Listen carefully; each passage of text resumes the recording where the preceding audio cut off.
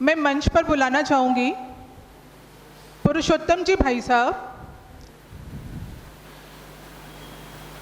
Doctor Sunidhi Mishra बहन और इस वार्ता के जो वार्ताकार हैं डॉक्टर अरविंद महिला जी भाई साहब, कृपया मंच पर पधारें और अपना स्थान ग्रहण करें।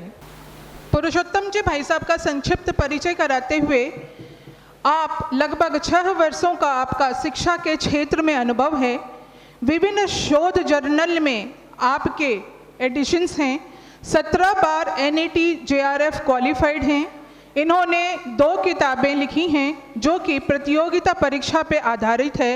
वर्तमान में assistant professor botany government college Jhunjhunu में कार्यरत हैं।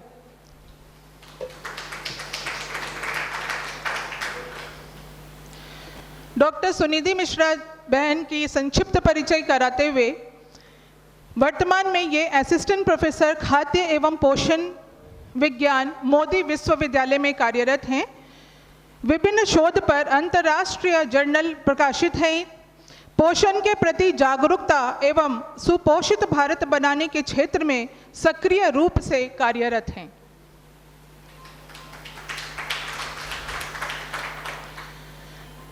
इस सत्र के वार्ताकार की भूमिका निभाते हुए डॉक्टर अरविंद कुमार महिला जी भाई साहब का संक्षिप्त परिचय कराते हैं।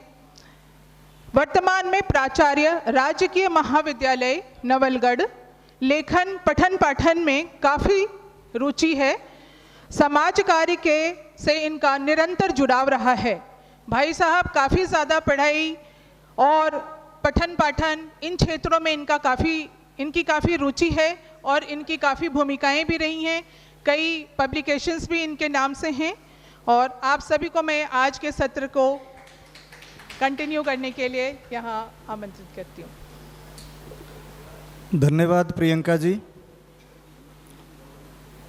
आज के इस सत्र का विषय रहने वाला है दैनिक जीवन में आहार एवं पादपों की भूमिका। जो वनस्पति हैं, पेड़ पौधे हैं, उनकी क्या भूमिका रहने वाली है। इस सत्र में उपस्थित हमारे जो संदर्भ दोनों इकाई हैं, युवा ऊर्जावान और विद्वान डॉक्टर सुनिधि जी, डॉक्टर पुरुषोत्तम जी का मैं स्वागत करता हूं और मुख्य बातचीत हम प्रारंभ करते हैं। हमें बात करनी है दैनिक जीवन में आहार और वनस्पति कैसे उपयोगी हैं। आहार के बिना और कैसे आहार किया जाना, इन दोनों की क्या भूमिका है। तो मेरा पहला प्रश्न सुनिधि जी से रहेगा। हमारे यहाँ कहा गया है जैसा खाए अन्न वैसा रहे मन। तो क्या विचार प्रक्रिया में आहार की कोई भूमिका होती है, उसके संदर्भ में आपसे हम जानना चाहेंगे। सभी लोगों, यहाँ पर बैठे सभी लोगों को नमस्कार। धन्यवाद अरविंद जी, आपने यह प्रश्न मुझसे पूछा। जैसा आपने कहा कि आहार जैसा ग्रहण करते हैं वैसा ही हमारा मन होता है। जी बिल्कुल सही। अन्य मनम ही सौम्य मनम, ऐसा कहा गया है हमारे शास्त्रों में कि जैसा आप खाएंगे अन्न वैसा आपका होगा मन। अगर हम अपने शास्त्रों को देखते हैं, अपने वेदों को देखते हैं, तो भोजन को हम मुख्यतः 2 तरह से देखते हैं। एक सात्विक तौर पे देखते हैं, यानी कि जो हम सिंपल खाना खाते हैं, पौष्टिक खाना खाते हैं, और एक तामसिक भोजन हम देखते हैं जिसको खाने से हमारे शरीर में विभिन्न प्रकार के रोग, द्वेष, इस तरह की चीज़ें होती हैं। शास्त्रों के अनुसार अगर हम समझते हैं तो जो हमारा सात्विक भोजन वो भोजन होता है जिसमें परिपूर्ण रूप से सारे पौष्टिक तत्व मौजूद होते हैं। और अगर इसको मैं मॉडर्न साइंस के हिसाब से आपको समझाऊं तो ऐसा फूड जो बैलेंस्ड फूड होता है, जिसमें सारे न्यूट्रिएंट्स अवेलेबल होते हैं, जैसे कि आपके protein, fat, carbohydrate, vitamins, minerals. और इन्हीं का वर्णन बहुत पहले हमारे शास्त्रों में भी किया गया था कि आपको इसी प्रकार का भोजन ग्रहण करना चाहिए।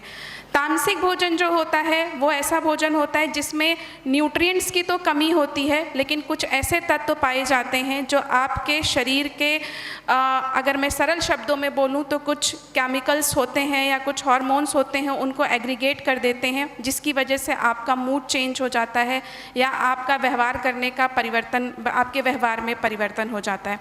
तो खाना जो होता है वो हमारे व्यवहार को बहुत ही प्रभावित करता है।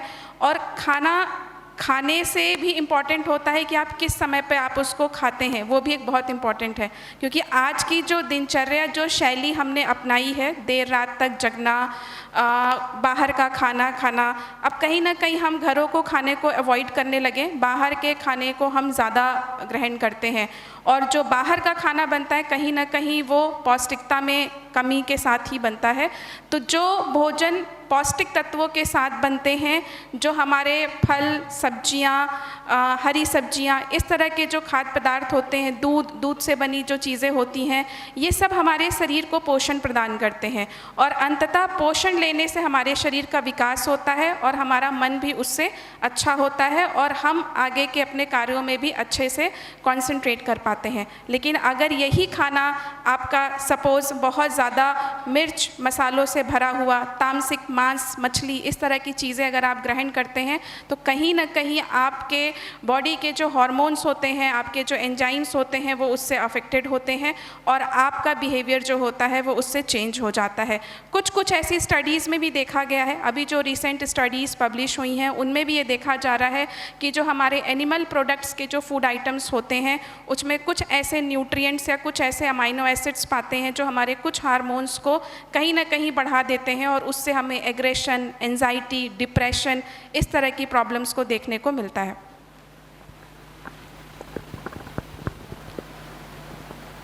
डॉक्टर पुरुषोत्तम जी,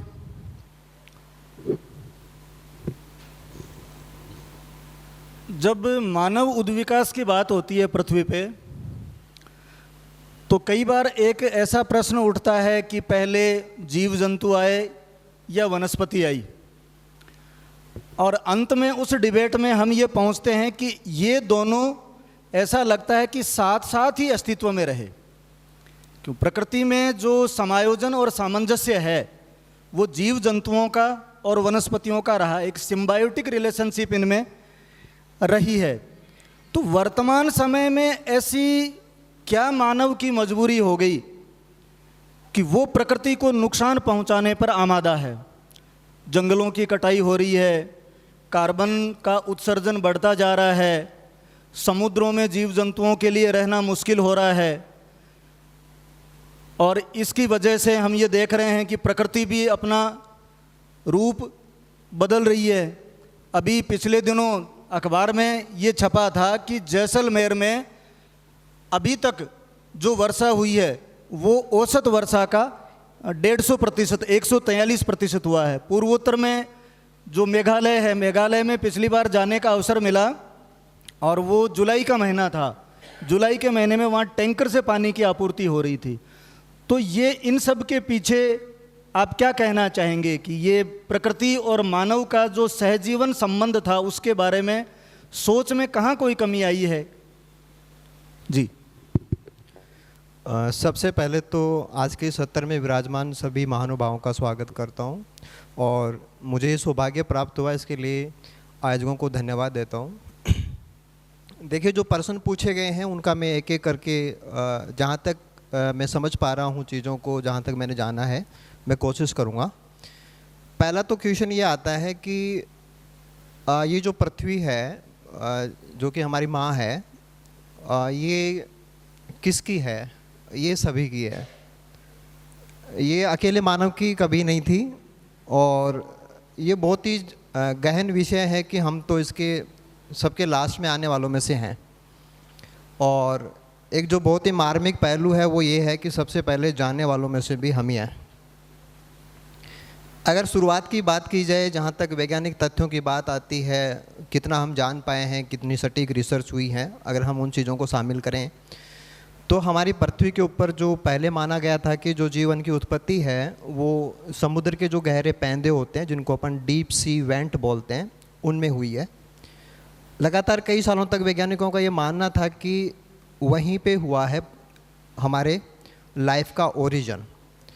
बट उसके बाद में एक बहुत बड़ा क्वेश्चन आता है, हालांकि जो साइंस से जुड़े हुए हैं वो सब जानते होंगे इस चीज़ को, कि साइंस के अंदर एक बहुत ही कॉमन सी चीज़ होती है, दैट इज़ जेनेटिक कोड।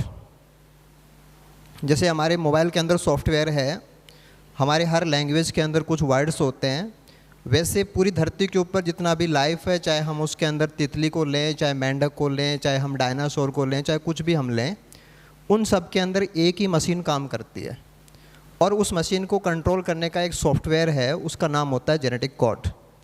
और जेनेटिक कोड के अंदर केवल 4 अक्षर हैं। इतना सारा डाइवर्सिटी है, समुद्र के पैंदे से लेके अगर हम आसमान तक जाते हैं, अगर हम दलदल से लेके जंगलों तक जाते हैं, रेगिस्तान तक जाते हैं, तो हमें बहुत कुछ मिल जाएगा। हम जान भी अभी तक नहीं पाए हैं, इतना कुछ है कि हम जान भी नहीं पाए हैं। But there is one thing कि 4 लेटर हैं जिनको हम न्यूक्लियोटाइड्स बोलते हैं और सारा उन्हीं से चल रहा है। यानी कि यहाँ जाके फिर एक सोचने की बात आ गई। और फिर आज के दिन जो लेटेस्ट साइंस कह रहा है वो ये है कि हमारी धरती के ऊपर जो लाइफ आई है वो बाहर से आई है, यानी कि जो उल्कापिंड आते हैं, मीटेओराइट्स आते हैं, उनसे आई है। और जैसा कि आप लोग सभी इन चीज़ों से विदित हैं, आपने भी ये चीज़ पढ़ी होगी कि फिजिक्स के बहुत ही बड़े साइंटिस्ट थे स्टीफन हॉकिंस, उनकी डेथ हो गई। वो एक पर्टिकुलर प्रकार की बीमारी से ग्रसित थे और उन्होंने बहुत ज़्यादा रिसर्च किया। उन्होंने भी लास्ट में ये बताया था कि हमारी जैसी बहुत धरती इस ब्रह्मांड के अंदर है, एंड देयर में भी कि वहाँ पे भी लाइफ है, वो हमसे पीछे का और हमसे आगे का हो सकता है।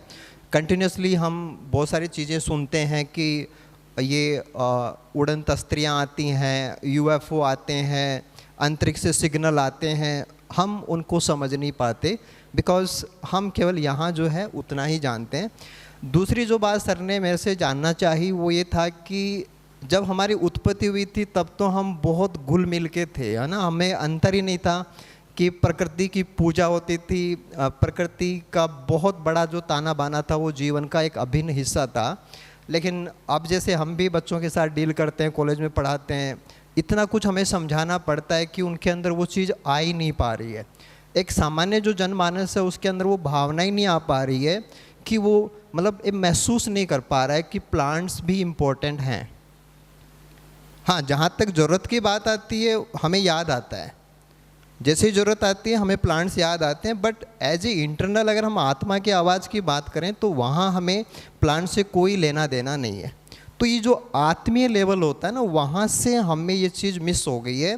और इसके पीछे बहुत बड़ा जो कारण हो सकता है कि हम डायरेक्ट बेनिफिट चाहते हैं, हमें इंस्टेंट बेनिफिट चाहिए कि हमें एक हाथ दो और एक हाथ लो, ऐसा सिस्टम पसंद आता है जो कि इन चीज़ों को कहीं ना कहीं नीचे से ख़त्म कर चुका है। नेक्स्ट जनरेशन में बहुत बड़ी प्रॉब्लम आने वाली है। वो जो विजनरी साइंटिस्ट हैं उनका लगभग ऐसा मानना है कि आने वाले टाइम के अंदर जैसे इनविजिबल थ्रेट्स आने वाले हैं, जैसे क्लाइमेट चेंज है, क्लाइमेट को आप पकड़ नहीं सकते, उसको हाथ में नहीं ले सकते, उसके आप अंगुली नहीं लगा सकते, लेकिन वो करेगा, वो करेगा। रेनफॉल का पैटर्न है डिस्टर्ब हो गया, रेनफॉल का पैटर्न डिस्टर्ब होगा तो हमारा जो इकोनॉमी है जो कि एग्रीकल्चर बेस्ड है दैट शुड बी हैम्पर्ड। आप उसको बचा ही नहीं सकते, कोई ऑप्शन नहीं हमारे पास। तो ये कहीं ना कहीं हमारे जो इनर वैल्यूज़ थे कि जैसे जो ट्राइबल लोग होते हैं, जंगलों में रहते हैं, वो पढ़े लिखे नहीं हैं but they are highly connected with plants, वो पूजा करते हैं प्लांट्स की, वो हर उत्सव के ऊपर प्लांट्स को इतना महत्व देते हैं, वो बीजों को संरक्षित करते हैं, वो अपने घरों के अंदर जो प्लांट्स हैं उनके बीजों को संरक्षित करते हैं। हमारे पूर्वज भी करते थे बट हमने वो चीज़ लॉस्ट कर दी। तो डेफिनेटली हम बहुत गलत दिशा में जा रहे हैं और इसके लिए जो एक अंदर कहीं ना कहीं जो चीज़ रूट करनी चाहिए कि एज ए पेरेंट्स हमें करनी चाहिए, एज ए टीचर्स हमें करनी चाहिए, एज ए सोसाइटी के अंदर रिस्पॉन्सिबल माने तो वैसे करनी चाहिए, बट हमें नेक्स्ट जनरेशन के अंदर प्लांट्स के प्रति जो प्यार है उसको पैदा करने की बहुत ज़्यादा ज़रूरत है। सर जी डॉक्टर साहब, सुनिधि जी से अगला प्रश्न रहेगा, जैसा डॉक्टर साहब ने अभी कहा था कि हम इस प्लेनेट पर सबसे लास्ट में आने वाले व्यक्ति हैं, स्पेसीज हैं, और जिस तरह के संकेत हमें मिल रहे हैं हम सबसे पहले जाने वालों में से होने वाले हैं। और दूसरी तरफ हम ह्यूमन बिहेवियर के बारे में बात करते हैं, और जो अपनी फूडिंग की नेचर है उसमें हम ये पाते हैं कि इस पृथ्वी पर नॉन वेजिटेरियन हैं वो बहुसंख्यक हैं। और इस समय अफ्रीका, यूरोप और एशिया के, ऑस्ट्रेलिया के सभी महाद्वीप को पकड़ लीजिए, हिंसा का बोलबाला है सब जगह। तो क्या ये खान पान और इस हिंसा का कोई संबंध है? और दूसरा, ये जो हलाल और झटका ये जो सुन रहे हैं व्यापार में, भोजन में, इसके पीछे कोई अर्थशास्त्र काम कर रहा है या कोई एक तरह की संस्कृति समाज बनाने का कुछ लोगों का सपना है? क्या सोचती हैं आप आहार पैटर्न के बारे में अगर बात करें तो?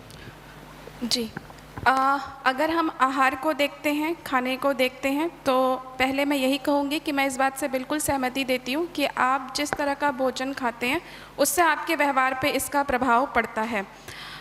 इसके दो तरीके हैं समझने के। अगर एक तरीका हम समझें जो साइंटिफिक तरीके से हम देखें, आज की डेट में फूड प्रोसेसिंग इंडस्ट्री बहुत डेवलप हो चुकी है। पहले जब कभी हम ट्रैवल करते थे, कहीं बाहर जाते थे या घरों में होता था, तो हमारे घर पे ही खाना बनता था, पराठा, सब्जी, पूड़ी, तरह तरह के जो भी ऐसे स्नैक्स आइटम्स होते थे। लेकिन आज की डेट में जब भी हम कहीं ट्रैवल करते हैं, कहीं दूर यात्रा या छोटी यात्रा, तो हम कुछ भी अपने साथ कैरी नहीं करते हैं खाने के लिए, क्योंकि हमें ईज़िली अवेलेबल है क्या, चिप्स, बिस्किट, नमकीन, ये सारी चीज़ें वहाँ पे अवेलेबल हैं। इसमें दो चीज़ें प्रमुख रूप से पाई जाती हैं, क्योंकि आप ऐसे समझिए कोई चीज़ ताज़ा बनी है, हम सुबह का खाना बना हुआ शाम को नहीं खाते हैं, ठीक है, लेकिन एक खाना जो 1 महीने से एक पैकेट के अंदर रखा हुआ है, हम उसको बड़े चाव से खाते हैं, हमें वो बहुत अच्छा लगता है। तो डेफिनेटली उसके अंदर कुछ केमिकल्स या कुछ प्रिजर्वेटिव्स मिलाए जाते हैं। लेकिन सरल भाषा में उसके दो प्रमुख होते हैं, एक होती है चीनी और दूसरा होता है नमक। चीनी को हम लोग स्लो पॉइज़न कहते हैं, और नमक भी कहीं ना कहीं आज बीमारियों का घर बना रहा है, जिसमें कार्डियोवास्कुलर डिजीज़ेस, हार्ट की प्रॉब्लम बहुत ज़्यादा बढ़ चुकी हैं। चीनी जब हम बहुत ज़्यादा अपने अंदर लेते हैं, स्पेशली रिफाइंड शुगर की बात करती हूँ, तो हमारे बॉडी के अंदर एक हार्मोन होता है इंसुलिन, वो डिस्टर्ब हो जाता है। यानी कि आपके बॉडी में जो शुगर होती है उसका जो बैलेंस होगा वो बिगड़ जाएगा। अब उस बैलेंस के बिगड़ने की वजह से आपके व्यवहार में भी परिवर्तन आएगा। सपोज़ आपसे कोई बात कर रहा है, आपने ज़्यादा नमक खा लिया है, आपका ब्लड प्रेशर बढ़ा हुआ है, वो तो सही तरीके से बात कर रहा है, वो सही से अपनी बात रख रहा है, लेकिन आपका तो ब्लड प्रेशर बढ़ा हुआ है, तो आप तो चिल्ला के चले गए उसके ऊपर। कोई बहुत महत्वपूर्ण बात कर रहा है, शुगर कम है, तो आप चक्कर खा गए या कुछ भी इस तरह की चीज़ें हो गई, एग्रेसिव बिहेवियर हो गया। तो ये साइंटिफिक टर्म में हम इसको ऐसे समझते हैं कि शुगर, सॉल्ट या जितने भी इस तरह की चीज़ें होती हैं वो आपके बिहेवियर को कहीं ना कहीं डिस्टर्ब करती हैं। इससे हम इसको क्राइम से भी रिलेट कर सकते हैं, नो डाउट। इससे हम मिसबिहेवियर को भी रिलेट कर सकते हैं, क्योंकि अल्टीमेटली आपकी बॉडी कैसे रिस्पॉन्स करती है किसी सिचुएशन को, वो बहुत इम्पॉर्टेंट चीज़ होती है, ठीक है। और बेवरेजेस एक कैटेगरी होती है फूड की। इससे पहले हमने एक सेशन किया था ड्रग्स पे, अल्कोहल पे, तो फूड का ही एक पार्ट होता है ये अल्कोहल, इस तरह के कंजप्शंस जो होते हैं, तो इसका भी लोग सेवन करते हैं, जिसकी वजह से ये कहीं ना कहीं आपको एग्रीगेट करता है। वेस्टर्नाइजेशन डाइट के कंसेप्ट को हमने अपनाया है कहीं ना कहीं, इसको देखते हुए रिफाइंड शुगर, रिफाइंड फूड, इस तरह से। एक प्रश्न और आया था हमारे सामने हलाला का। हलाला जो है वो बेसिकली हम इस्लाम के उसमें देखते हैं। हलाला यानी कि इस्लाम के लोग उसको वैध मानते हैं, और दूसरा उसको हराम। हलाला के कंसेप्ट में हम ये देखते हैं कि वो ऐसा समझते हैं कि जो भी जीव जंतु को वो काटते हैं वो उसको धीरे धीरे रेत के काटेंगे, और जितना उनको दर्द होगा उनका मानना ये है कि खाने में उसमें उतना ही मज़ा आएगा। तो इस वजह से एक हलाला एक पूरा एक एसोसिएशन बना हुआ है। तो जैसे जैसे हमारी डिमांड बढ़ी पैकेज्ड फूड की, पहले तो ये सिर्फ जो नॉनवेज आइटम्स होते थे हलाला उन्हीं के लिए था, बट आज की डेट में ग्लोबलाइजेशन होने की वजह से हलाला की डिमांड और ज़्यादा बढ़ी है। तो जितने भी फूड प्रोडक्ट्स हैं वो हलाला सर्टिफाइड होते हैं, और जो एनिमल प्रोडक्ट्स होते हैं उसका मतलब यही होता है कि हलाला यानी कि वैध, यानी उनके इस्लाम के नियमों के अनुसार बना हुआ है। और ये धीरे धीरे कहीं ना कहीं हमारी जो भारतीय परंपरा है खाद्य प्रणाली की, उसको कहीं ना कहीं अफेक्ट कर रहा है। इसी तरह जो हिंदू धर्म के कुछ लोग हैं जो इस तरह का मांस या इस तरह के खाने की चीज़ों को प्रेफर करते हैं, उसमें एक कंसेप्ट आया झटका। झटका क्या होता है कि जैसे उन्होंने कहा कि आपको अगर कोई जीव जंतु खाना है तो आप उसको धीरे धीरे रेत के काटिए, इसमें कहा गया कि आप उसको तुरंत काटिए ताकि उनका दर्द ना हो, लेकिन फिर भी ये झटका है, यानी कि दर्द तो आपको फिर भी होगा। तो ये दोनों ही चीज़ें जो हलाला है, हलाला कहीं ना कहीं एक इंडियन इकोनॉमी को भी अफेक्ट कर रहा है, और वेस्टर्नाइजेशन ऑफ डाइट, और उसके साथ साथ कहीं ना कहीं अगर हम देखें मांस मछली या कह लीजिए कि हमारे जो इस तरह की चीज़ें हैं उनको ये प्रमोट कर रहा है।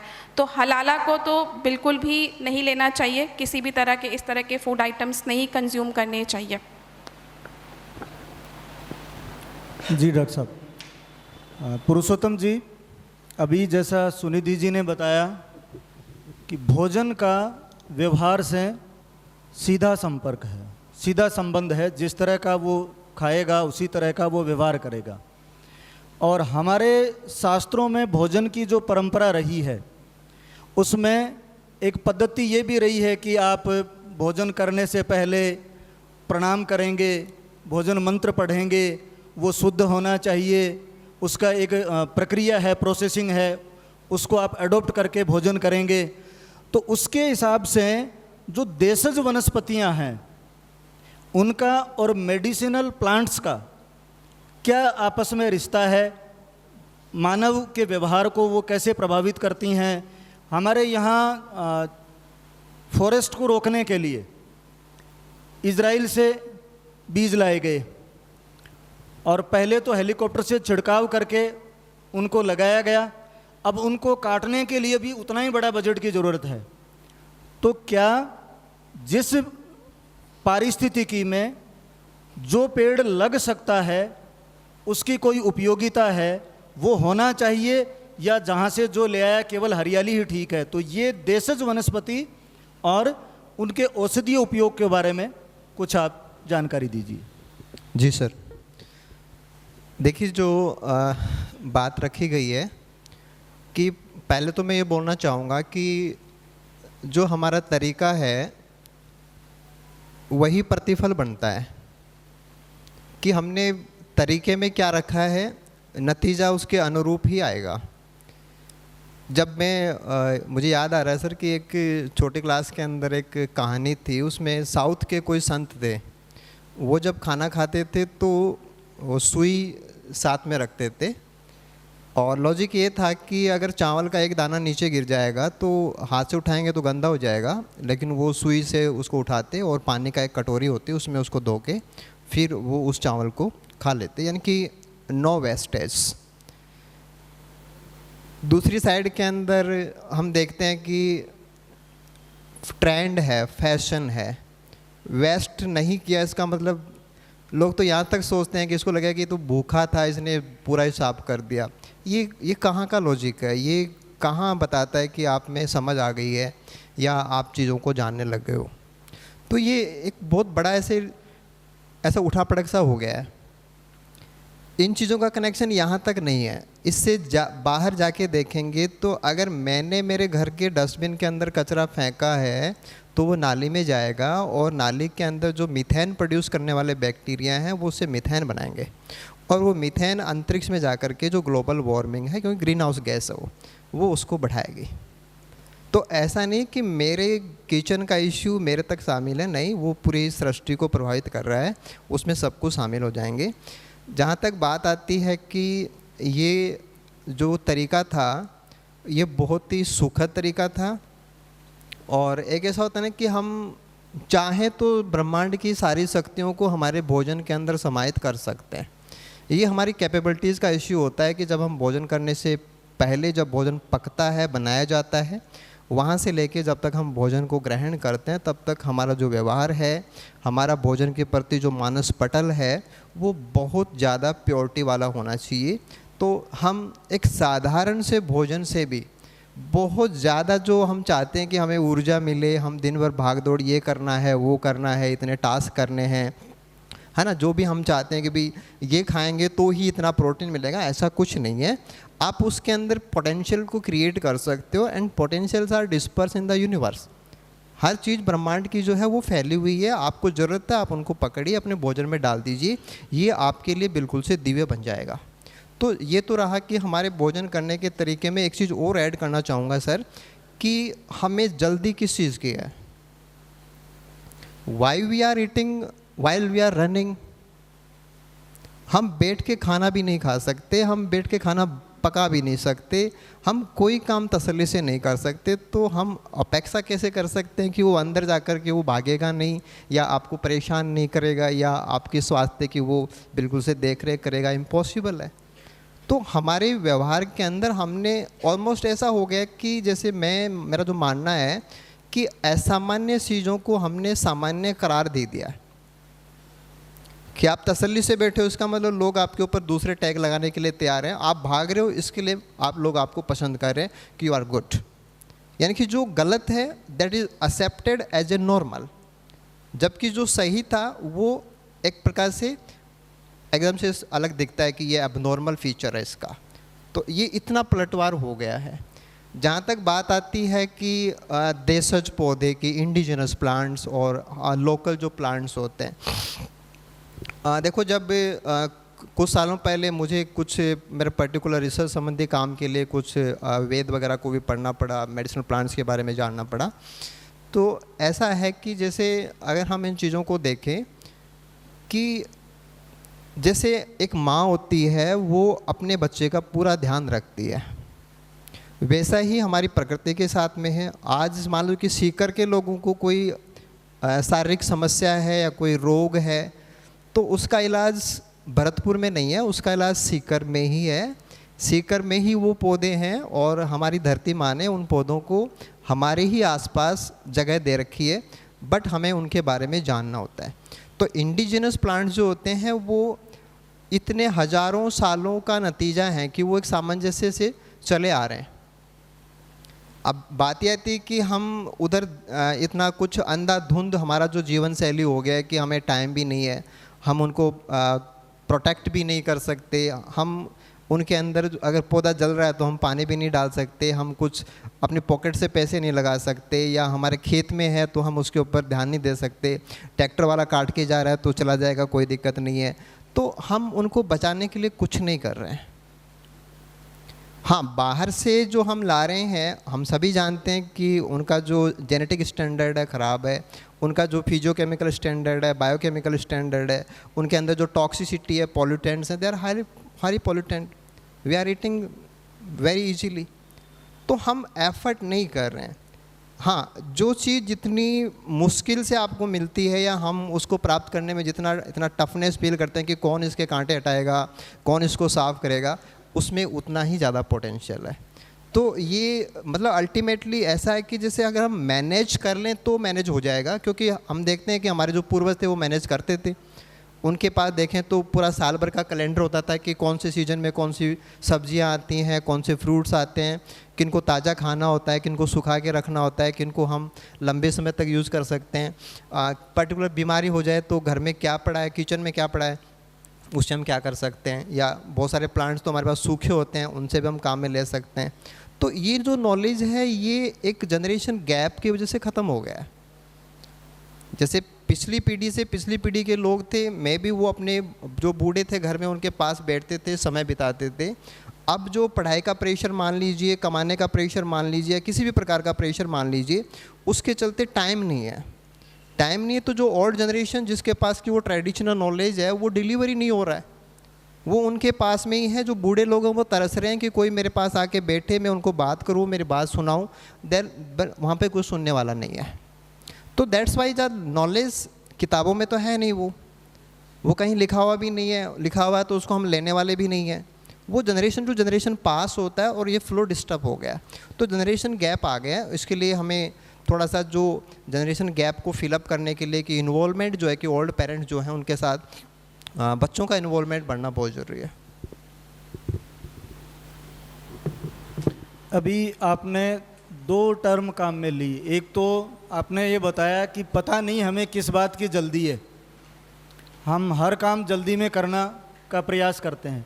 दूसरा आपने बात कही जनरेशन गैप की, तो इन्हीं से जोड़ते हुए मेरा प्रश्न सुनिधि जी से रहेगा कि इस समय भारत बीमारियों का घर बन रहा है। कुछ ऐसी लाइफस्टाइल से जुड़ी हुई बीमारियां हैं जिनसे बचा जा सकता है, लेकिन शायद हम लोग बहुत जल्दी में हैं और बचना नहीं चाह रहे। मोटापा, कैंसर, हृदय रोग, इन तीनों के मामले में हम दुनिया का कैपिटल बनने की तरफ जा रहे हैं। तो इसके लिए आप क्या कहेंगी? क्या ये जो धीरे धीरे हम भोजन पकाते थे, मिट्टी की हंडिया होती थी और उसमें जिसको पकाना होता था, दादी, नानी, माँ या घर का पुरुष भी अगर काम कर रहा है तो वो दोपहर में ही उस योजना में लग जाती थी कि शाम का भोजन कैसे बनेगा। अब माइक्रोवेव ओवन आ गए, प्रेशर कुकर तो बहुत इजीली अवेलेबल है, और कुछ फूड जो सब्जियां हैं वो आजकल बाज़ार में कटी हुई, बिनी हुई मिलती हैं। आपको लाके उनको केवल पकाना ही बनता है और कुछ नहीं करना। तो क्या ये इस तरह के कारण हैं जिनकी वजह से भारत बीमारियों का घर बन रहा है, या फिर हमें इन चीज़ों की कोई चिंता ही नहीं है और करनी भी नहीं चाहिए? क्या सोचती हैं आप?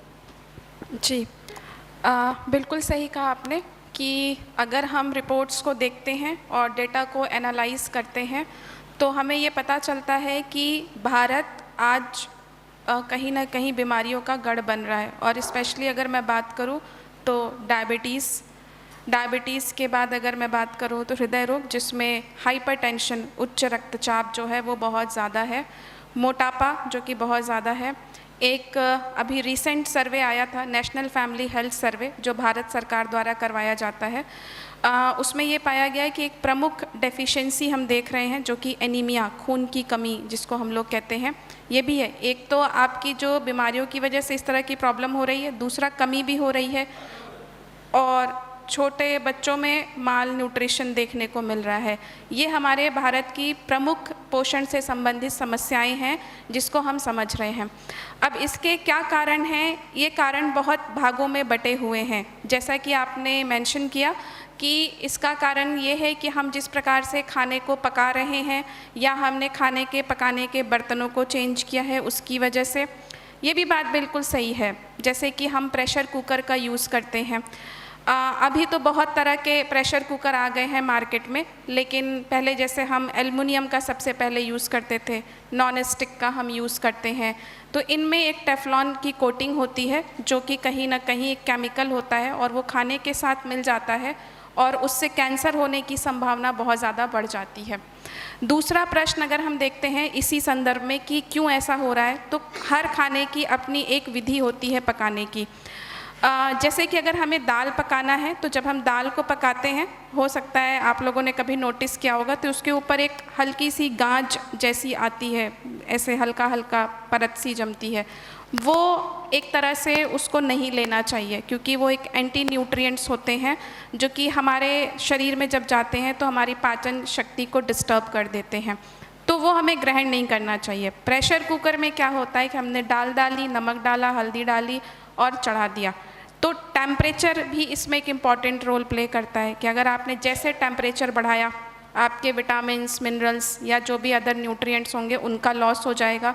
दूसरी चीज़, हमारे भोजन में कुछ ऐसे तत्व होते हैं जो कि धोने से, उनको पकाने से, उनको रोस्ट करने से उनका हो जाता है, डिस्ट्रॉय हो जाते हैं। लेकिन प्रेशर कुकर या हाई फ्लेम कुकिंग जो होती है उसकी वजह से भी जो वो टॉक्सिक कॉन्स्टिट्यूएंट्स होते हैं वो हमारे फूड में ही रह जाते हैं।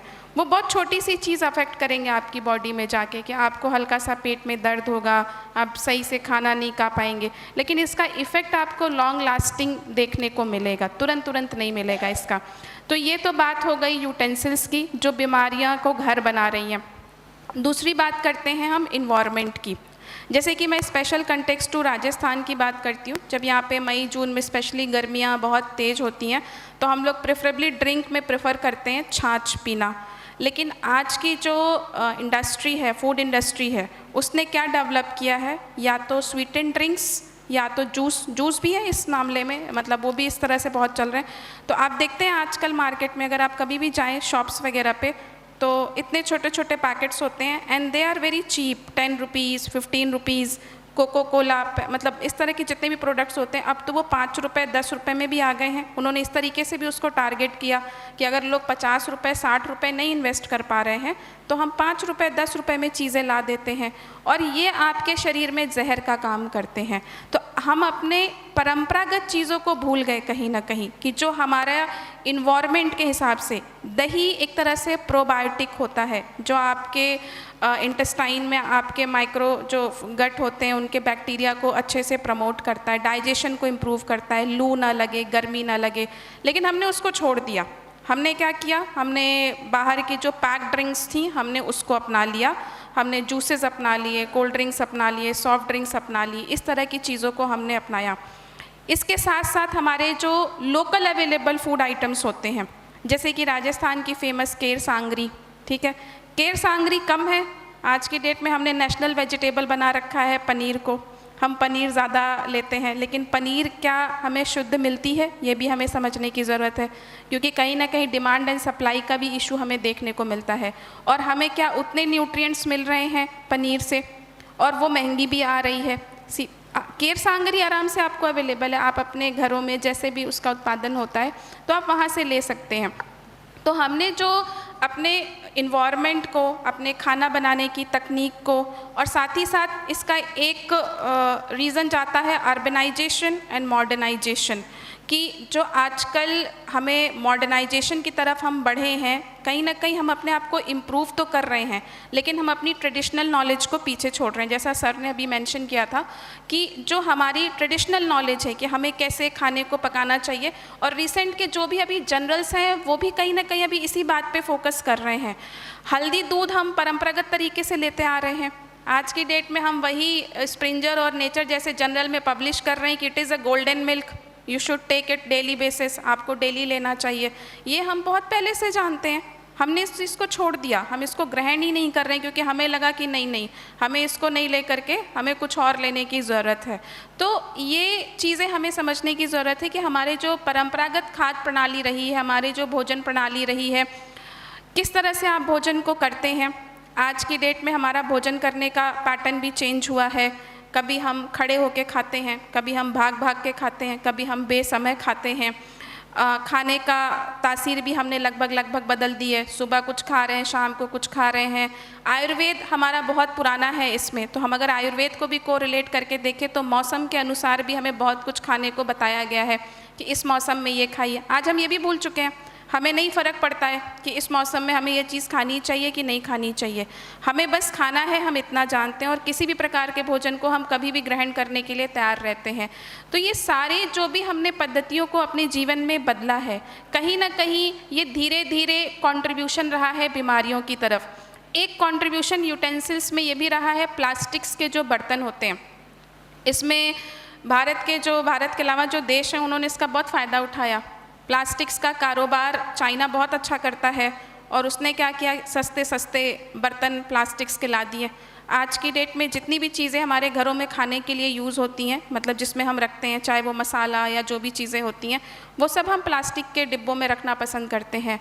प्लास्टिक के अंदर माइक्रो प्लास्टिक्स वाले कण होते हैं, जिनको अगर आप अपने खाने को उसके अंदर रखेंगे तो एक समय के बाद वो उसमें धीरे धीरे ट्रांसफ़र हो जाएंगे, और ये कहीं ना कहीं कैंसर, डायबिटीज़ या जो भी इस तरह की चीज़ें हैं वो इसको बढ़ावा देती हैं। और आज नहीं तो आज के 10 साल बाद, 20 साल बाद आपको अचानक से पता चलेगा कि आपको कोई एक गंभीर बीमारी है। ये तुरंत देखने में हमें बहुत अच्छा लगता है, सस्ता लगता है, लेकिन कहीं ना कहीं ये हमारे लिए बहुत भविष्य में महंगा पड़ता है। दूसरी चीज़ जो हमने नहीं समझी कि पहले हम शारीरिक कार्य बहुत अच्छा करते थे, हम इन्वॉल्व होते थे, लेकिन आज की डेट में फ़ोन, टेक्नोलॉजी या कह लीजिए हमारा सिटिंग वर्क प्लेस ऐसा हो चुका है कि हम जितना खाते हैं हम उसको यूटिलाइज़ नहीं कर पाते हैं। सपोज़ अगर एक दिन में हमने 2 रोटी, 1 कटोरी चावल, 1 कटोरी दाल, 1 कटोरी सब्जी और 1 कटोरी दही खाई है, तो इसको क्या हमने दिन भर में पचा लिया? ये हमारे लिए बहुत महत्वपूर्ण है। हम खाते तो जाते हैं पर हम उसके पाचन पे ध्यान नहीं देते हैं, और जब आप स्पेशली बैठे होते हैं तो आपका पाचन जो है वो पूर्ण रूप से पूर्ण नहीं हो पाता है, और ये कहीं ना कहीं ओबेसिटी को यानी कि मोटापा को लीड करता है, और ओबेसिटी को मदर ऑफ ऑल डिजीजेस बोलते हैं। तो अगर आपको मोटापा है तो आप भविष्य के लिए तैयार रहिए कि आपको विभिन्न समस्याएं देखने को मिलेंगी। इसका हम कैसे सॉल्यूशन देख सकते हैं कि आप जो भी खाना खाएं आप उसको उस समय पे यूटिलाइज़ कर लें, चाहे आप वॉक के थ्रू कर लें या जो भी आपका फिज़िकल वर्क है, इस तरीके से आप कर सकते हैं। लेकिन ये बहुत बड़ा चिंता का विषय है आज भारत के लिए कि भारत में बहुत गंभीर समस्याएं उत्पन्न ले रही हैं, और हमारा बहुत सारा जो हेल्थ केयर में हमारा इन्वेस्टमेंट हो रहा है, जीडीपी का जो पैसा हम हेल्थ केयर में इन्वेस्ट कर रहे हैं, तो अगर हमारा हेल्थ सिस्टम अच्छा रहेगा तो हम कहीं ना कहीं अच्छे से आगे विश्व गुरु बनने के लिए अग्रसर रहेंगे। तो स्वास्थ्य के प्रति हमें बहुत ज़्यादा जागरूक होने की ज़रूरत है, और ये समझने की ज़रूरत है कि हम क्या चुनें, क्या खाएं और क्या ना खाएं।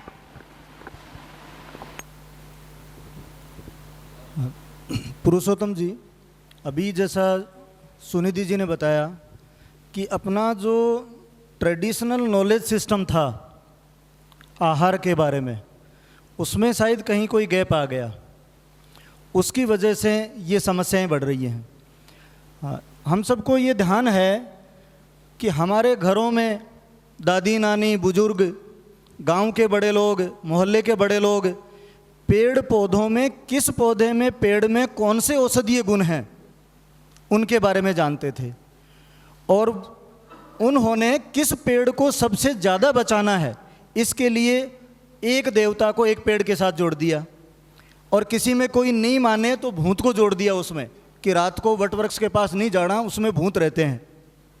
पर जैसे जैसे रैशनैलिटी बढ़ी, साइंस की वजह से लॉजिक आया, विज्ञान ने ज़्यादा खोज की, प्रगति की आदमी ने, उसने ये कह दिया कि भाई भगवान पेड़ पौधों में नहीं है तो सब में, वरना कहीं नहीं है, और भूत तो होते ही नहीं है। और हम जैसे ही उन वनस्पतियों के नज़दीक गए, धीरे धीरे वो समाप्त होती चली गई। तो ये अपनी जो प्राचीन सांस्कृतिक सामाजिक परंपरा थी, जिसमें पेड़ पौधों को बचाना और उनको उपयोग करना सब वो अच्छी तरह से जानते थे, और वर्तमान समय में वो ऐसा कुछ हुआ है जिसकी वजह से मानव ही अपने खात्मे का प्रयास करने लग गया है। तो इसके बारे में आप क्या कहना चाहेंगे कि धर्म, संस्कृति, पर्यावरण को जोड़ के हमें पुनर्स्थापना करने की योजना रचना कैसे बनानी चाहिए? जी सर, देखिए ये जो बिंदु है कि ये तो एक प्रयास का क्रम है कि अगर कोई काम डराने से हो जाता है तो उसको उसी प्रकार से कर लिया जाता है। ये बहुत अच्छा तकनीक था कि सैकर्ड प्लांट्स होते हैं, सैकर्ड जंगल होते हैं, पूरा का पूरा एक प्रोटेक्टेड एरिया है, उसमें एंट्री तक प्रोहिबिटेड होती है, किसी भी प्रकार का आप वहाँ से कोई प्रोडक्ट ला नहीं सकते। कुछ आस्थाएं हैं, कुछ बिलीफ सिस्टम हैं, बहुत स्ट्रांगली उनके साथ जुड़े हुए होते हैं। वो बहुत अच्छा पैटर्न था। अभी भी राजस्थान के बहुत सारी जगह पे ये चीज़ें अडॉप्ट हैं, बहुत सारी कम्युनिटीज़ हैं वो इसके लिए अपनी जान तक देती हैं, और वो बहुत अच्छे से अभी निभाया भी जाता है। बट जैसे जैसे एजुकेशन में हम लोग आगे जा रहे हैं और यूथ जैसे आगे बढ़ रहा है, तो एक ये होता है ना कि जैसे हम कहेंगे और वो मानेंगे, वो चीज़ ख़त्म हो रही है, बिकॉज़ वो पहले से जानते हैं। भाई आप हम कुछ भी कहते हैं बच्चे को, वो फटाफट उसका रिप्लाई देता है कि ये तो मुझे पता है, ये तो मैं जानता हूँ। मीन्स उन्होंने सराउंडिंग से नॉलेज को एक्वायर कर लिया है, चाहे वो कोई भी प्लेटफॉर्म रहा हो, किताबों से नहीं आया उसके पास, अदर सराउंडिंग से आया है। उसने यूट्यूब पे देख लिया, वो उसको सही मान रहा है, उसने कहीं और देख लिया, अब वो उसके बिलीफ सिस्टम में पूरा स्ट्रांगली फिट हो गया है कि वो नहीं मानता। वो आपको भी कह देगा, मेरे को भी कह देगा कि नहीं मैं नहीं मानता, आप मानते हो तो मान लीजिए। तो ये चीज़ यहाँ पहुँच गई है। यानी कि हम अब उस पैटर्न से वो काम नहीं करा सकते, हमें पैटर्न चेंज करना पड़ेगा। यानी कि हमें एग्जैक्ट जो यूटिलिटी है वो उस बच्चे को समझानी पड़ेगी। भाई एक हम कहते हैं कि भाई इसका पत्ता मत तोड़ो, आपको पाप लगेगा। अब वो पाप मानता ही नहीं है, वो एक्सेप्ट ही नहीं करता कि पाप पुण्य कुछ होता ही नहीं, वो इसका माइंड फ्रेम इतना चेंज हो गया कि वो उसको एक्सेप्ट करने के मोड में ही नहीं है। तो हम उस एंगल से नहीं कर सकते उसकी हीलिंग। हमें जाना है कि बेटे ये इसमें ये पोटेंशियल है, ये पौधा इसलिए ज़्यादा इम्पोर्टेंट है और आज की बात नहीं है, हमारे जो पूर्वज हैं उन्होंने इसको बचाया है और इसके इतने इतने फ़ायदे हैं। और डायरेक्टली आपको भी अपने लाइफ में या आपके आने वाली पीढ़ियों को अगर कोई ज़रूरत पड़ती है तो इन पौधों से हमें ये बेनिफिट हैं, अगर वो जानेगा। देखिए सर, मैं कुछ दिनों से यूट्यूब के ऊपर थोड़ा सर्चिंग कर रहा था, मुझे जैसे ऐसे एक इंटरनल इच्छा हुई कि जैसे लोग ऐसे बहुत सारा सर्चिंग करते हैं प्लांट्स का, एक बहुत इम्पोर्टेंट टॉपिक है कि जैसे जानते तो सभी हैं कि हर्बल हैं, प्लांट्स हैं, फ़ायदे हैं, बट एग्जैक्टली जहाँ जाके बात कंजप्शन की आती है या जहाँ जाके डायरेक्टली यूज़ करने की आती है तो वहाँ पैर पीछे कर लेते हैं कि क्या पता क्या हो जाएगा, या ऐसा करने से कुछ और हो गया तो, या इसको मैं कैसे लूँ। तो मैंने भी यूट्यूब पे कुछ पौधों को डाल के देखा कि वहाँ पे क्या बताता है, तो मुझे जान के हैरानी हुई कि बहुत सारे ऐसे प्लांट जो कि बहुत कॉमनली बहुत हाई पोटेंशियल वाले होते हैं, यूट्यूब के ऊपर उनके बारे में कुछ है भी नहीं और है वो गलत है। तो ये एक ऐसा शूडो इन्फॉर्मेटिव सिस्टम क्रिएट हो गया है कि बच्चों ने उसको अपने प्रकार से परसीव कर लिया है, अडल्ट्स हैं वो उसको अपने प्रकार से परसीव कर रहे हैं, कोई नहीं जानता है वो भी जानकार बन गया है और सिस्टम टोटली ऐसे चेंज हो गया। तो हमें डायरेक्ट जो वैल्यूज़ है, अब यानी कि हम चीटिंग नहीं कर सकते उनसे, हमें डायरेक्ट बताना चाहिए कि देख बेटा ये बात है, या उन बच्चों को बिठा के बताएं, उनको समझाएं कि ये देखो ऐसे होता है, इनमें ये बेनिफिट है और इनके हेल्थ बेनिफिट आपको अपनी लाइफ में यहाँ चाहिएंगे। उसको अभी नहीं पता, वो बहुत छोटा बच्चा, उसको नहीं पता कि भाई मेरे लाइफ में आगे क्या क्या काम आने वाले हैं, लेकिन मुझे इस पौधे से ये बेनिफिट होगा या मुझे पर्टिकुलर यहाँ से ये बेनिफिट होगा, ये उनको समझाने का टाइम आ गया। तो ऐसा जो है वो हम पहले ये सारी नॉलेज हमारे पास एक क्रूड फॉर्म में हो, जैसे कि हमारे जो अथर्ववेद है उसमें प्लांट्स के बारे में सारा मेंशन है, तो वहाँ से एक जैसे कि बहुत ही सोफिस्टिकेटेड फॉर्म में आ जाए कि ऐसा कुछ हो कि जैसे हर कोई उसको जानने लग जाए, ज़्यादा टिपिकल ना हो, तो ये चीज़ समझाई जा सकती है। हालांकि जो बच्चे पर्टिकुलर साइंस में होते हैं और ये जो बॉटनी वगैरह पढ़ते हैं, मेडिसिनल प्लांट पढ़ते हैं, वो भी इतना सिस्टम इस प्रकार से हो गया है कि सर केवल नाम जानते हैं, उसके आगे पीछे नहीं जानते। अब एक पिछली 1-2 पीढ़ी को छोड़ देते हैं, उसके बाद में हम जिस पीढ़ी से बिलोंग करते हैं हम भी नहीं जानते और नेक्स्ट जनरेशन भी नहीं जानती। तो नॉलेज पहले लेना पड़ेगा, नॉलेज को हमें ऐड करके फिर अगली पीढ़ी को साथ में बिठाना पड़ेगा और फिर हमें उनको बताना पड़ेगा कि एक्चुअल बात ये है, तो इसका सॉल्यूशन हो सकता है। क्योंकि हम पुराने पैटर्न पे जाएंगे तो वो अब अप्लाई नहीं होगा सर, मेरा ऐसा मानना है। अभी डॉक्टर साहब ने बताया कि बच्चों को समझाना पड़ेगा हमें और उनको हर पेड़ की पौधे की क्या वैल्यू हमारे लिए ये बतानी पड़ेगी। पर कहीं हमें ये नहीं लगता कि बच्चों से ज़्यादा बड़ों को समझाने की ज़रूरत है। बच्चों को समझाएगा कौन, बड़े ही नहीं समझते। तो सबसे पहले बड़ों को हमें समझाने की आवश्यकता शायद पड़ेगी। नहीं सर, मैं एक चीज़ यहाँ पे ये ऐड करना चाहूँगा कि जैसे जब कुछ हो जाता है तो हमें पीछे देखना चाहिए कि ये क्यों हुआ, तो उसका कारण समझ में आता है कि पिछली पीढ़ी ने कुछ गलती की है तो हम यहाँ पहुँच गए। तो डेफिनेटली जिस एज ग्रुप में हम चल रहे हैं, जिस एज ग्रुप में हमसे पिछली पीढ़ी चल रही है, उन सबको ज़रूरत है। उनसे पहले ये चीज़ एग्जिस्ट करती थी लेकिन वो डिलीवर नहीं हो पाए और हम या तो शहरों की तरफ भागे या पढ़ाई की तरफ भागे या जॉब की तरफ भागे, तो गैप क्रिएट हो गया। वो अब डालना पड़ेगा सर। मेनली कुछ प्लांट तो ऐसे हैं जो हमारी पूरा जो मानसिक पटल है उसको बचा सकते हैं। जैसे कि एक साइड में देखते हैं कि बीमारियां दिखती हैं अपन को कि इतनी बीमारियां हैं, दूसरी साइड में देखते हैं तो उसका जो एक सिंगल जो कोज होता है वो माइंड का फ्रेम है कि आपने चीज़ों को कैसे लेना चालू कर रखा है। तो अगर आपका माइंड फ्रेम बहुत सही है, आपका न्यूरोलॉजिकल सिस्टम बिल्कुल स्ट्रॉन्ग है, एक रेजिस्टेंट सिस्टम के अंदर है, चीज़ें आपको ज़्यादा प्रभावित नहीं करती, तो आपको बीमारी भी नहीं हो सकती।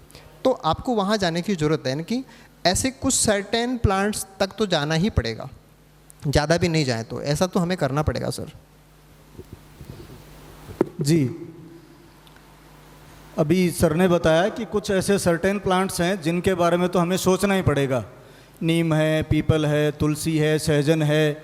हमारे यहाँ बड़े बुजुर्ग सर्दियों में जब कुछ इम्यून सिस्टम स्ट्रॉन्ग करने के लिए खाते थे, उसके लिए यही कहते थे सहनना खा रहे हैं, और वो सहजन से ही उसकी उत्पत्ति हुई है। सहजन एक ऐसा पौधा है जिसमें न्यूट्रिशन वैल्यू उसकी सर्वाधिक है, गुण बहुत हैं उसमें।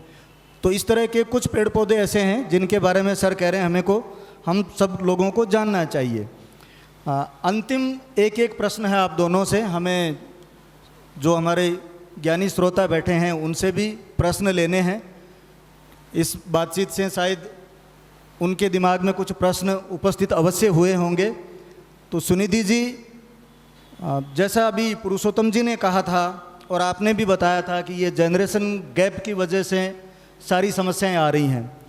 हम ये देखते हैं कि आदमी को कितना खाना है, कितना उसको बचाना है, वो एक अंधी दौड़ में लगा हुआ है।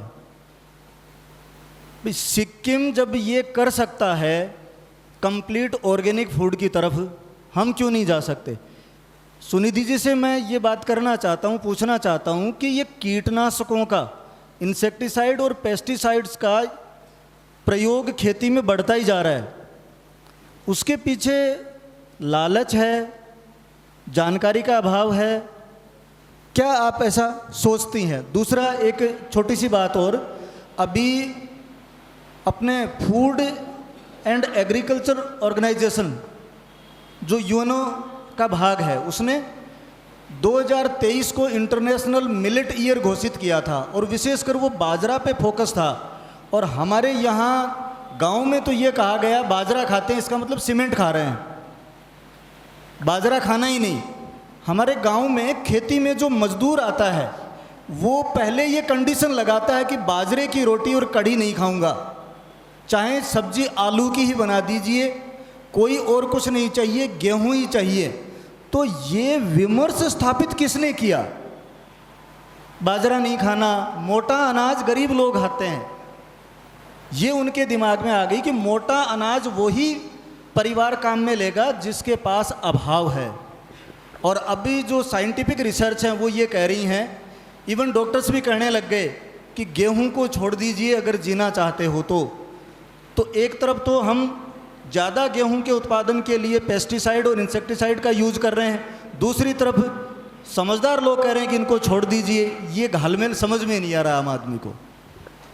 जी, दो मुख्य प्रश्न रहे आपके। तो पहले पे हम बात करते हैं कि जो कीटनाशकों का प्रयोग बहुत ज़्यादा बढ़ गया है आज वर्तमान परिप्रेक्ष्य में, उसका क्या प्रमुख कारण रहा और उसके हम प्रभाव को कैसे देख रहे हैं। कीटनाशकों के प्रभाव या यूज़ को अगर हम देखते हैं तो उसका सिंपल रूल है डिमांड एंड सप्लाई। मतलब जो चीज़ हम डिमांड कर रहे हैं वो हमें सप्लाई नहीं हो पा रही है। फॉर एग्ज़ाम्पल कि अगर हमें 10 किलो दूध चाहिए तो गाय तो 5 या 6 की उसकी क्षमता है, लेकिन हमें 10 चाहिए तो 10 चाहिए। हमें 12 किलो गेहूँ चाहिए तो चाहिए, लेकिन एक किसान जो है वो तो 10 किलो गेहूँ ही निकाल पा रहा है। अब डिमांड यहाँ पैसे से बढ़ती है कि ठीक है आप हमें 12 किलो दीजिए, मैं 20 रुपये की जगह आपको 50 रुपये दूंगा। लेकिन जो चीज़ नेचुरल है वो तो नेचुरल है, प्रकृति अपने हिसाब से चलती है, प्रकृति के अपने नियम होते हैं, और जब मानव उसमें हस्तक्षेप करता है तो उसके परिणाम स्वरूप सिर्फ और सिर्फ प्रलय आता है। यह हमने उदाहरण के तौर पे पहले भी देखा हुआ है। तो कुछ ऐसा ही हम अपनी प्रकृति के साथ भी कर रहे हैं। हमारी जो खान पान है वो प्राकृतिक तरीके से व्यवस्थित है, लेकिन हमने क्या किया, उसको हस्तक्षेप करके, उसमें कीटनाशकों का प्रयोग करके या उसमें अलग अलग तरह के हर्बिसाइड्स का प्रयोग करके हमने उसको बढ़ाने की कोशिश करी। अब उसमें अगेन वही बात आ गई कि जो भी ऐसे केमिकल्स होते हैं और उससे हमारे मिट्टी की उर्वरकता पे भी प्रभाव पड़ता है कहीं ना कहीं, क्योंकि जब हम दोबारा उसका उत्पादन करेंगे तो वो हमें कहीं ना कहीं न्यूट्रिशियस नहीं मिलेगा। तो एक तो सबसे बड़ा फंडामेंटल है कि डिमांड और सप्लाई का इशू हमारे सामने आ रहा है, जिसकी वजह से हमने इसके यूज़ को बढ़ाया है। लेकिन इसी के साथ साथ दूसरा कंसेप्ट आया ऑर्गेनिक फार्मिंग का, क्योंकि जब जिन लोगों ने थोड़े से स्वास्थ्य के प्रति जागरूकता दिखाई तो वो जैविक खेती की तरफ बढ़े कि हमें वो फूड आइटम्स चाहिए जिसमें इस तरह के पेस्टिसाइड्स, कीटनाशक या इस तरह की चीज़ें प्रयोग में ना आई हों। ऑर्गेनिक फार्मिंग नॉर्थ ईस्ट में बहुत अच्छी हो रही है। राजस्थान में भी बहुत ज़्यादा इनिशिएटिव लिया गया, माननीय मुख्यमंत्री जी द्वारा भी 2-3 कार्यक्रम ऐसे चलाए गए हैं जो ऑर्गेनिक फार्मिंग को प्रमोट कर रहे हैं। तो हमें ऑर्गेनिक फूड की तरफ वापस बढ़ना चाहिए, क्योंकि अगर हम अपने पुराने टाइम के खेती के पैटर्न को देखते हैं तो गोबर को हम खाद की तरह यूज़ करते थे। आज हम यूरिया को यूज़ करने लगे हैं, कीटनाशकों का प्रयोग करने लगे हैं, पर पहले तो हमारे गोबर ही यूज़ होते थे। तो यही सब चीज़ें जो होती हैं कहीं ना कहीं ऑर्गेनिक फार्मिंग को प्रमोट करती हैं और हमें ऑर्गेनिक फूड की तरफ ही होना चाहिए। और अगर आप ऑर्गेनिक फूड की तरफ बढ़ेंगे तो सीधी सिंपल सी बात है कि आप इस तरह के जो भी प्रोसेस्ड फूड होते हैं या जो कीटनाशक वाले प्रयोग किए गए खाद्य पदार्थ होते हैं वो हमें प्रयोग में नहीं लेने चाहिए। गेहूं का जिक्र किया था आपने कि डॉक्टरों ने गेहूं को मना कर दिया है, या हम सिंपल भाषा में समझते हैं कि हमें मैदा नहीं खाना चाहिए। क्या कारण है जो हम गेहूं को मना कर रहे हैं? क्योंकि गेहूं और मैदा आज की डेट में जिस हाइब्रिड वैरायटी में आ रहा है, सिंपल भाषा में हमारी आंतें जो होती हैं, इंटेस्टाइन जो इस तरह से उसका स्ट्रक्चर होता है, वो उसमें जाके चिपक जाता है। सिंपल फंडा है उसका। और धीरे धीरे जब वो चिपकने लगेगा तो आपको विभिन्न प्रकार की पाचन बीमारियां, यहाँ तक कि कैंसर जैसी समस्या उससे हो जाती है। इसी कारणवश गेहूं, मैदा या ये जो खाद्य पदार्थ होते हैं वो मतलब नहीं खाने चाहिए, वो आपके स्वास्थ्य के लिए अच्छा नहीं होता है। इंटरनेशनल ईयर ऑफ मिलेट्स की आपने चर्चा करी थी। मुझे ये खुशी होगी बताते हुए कि इंटरनेशनल ईयर ऑफ मिलेट्स जो है वो भारत के ही इनिशिएटिव में था। हमारे माननीय प्रधानमंत्री जी ने यूएन को ये प्रपोज़ल रखा था कि हमें बाजरा को प्रमोट करना है या हमारे मिलेट्स को प्रमोट करना है। तो मिलेट्स में केवल बाजरा ही नहीं आता है, रागी, कुट्टू, कोंदू, बहुत सारी चीज़ें आती हैं, बट राजस्थान का प्रमुख जो है वो बाजरा है। तो ये हमारा ही इनिशिएटिव रहा इंटरनेशनल लेवल पे वर्ल्ड फूड एग्रीकल्चर ऑर्गेनाइजेशन के सामने कि हम बाजरा को या मिलेट्स को जो हमारा देसी है उसको हम प्रमोट करना चाहते हैं। और बहुत सारे इनिशिएटिव्स, लगभग 500 स्टार्टअप्स इंडिया में 2023 में रजिस्टर्ड हुए थे जिन्होंने मिलेट्स के प्रोडक्ट्स को बनाया था और उसको प्रमोट किया था, और गवर्नमेंट ऑफ इंडिया ने भी उसको प्रमोट किया था।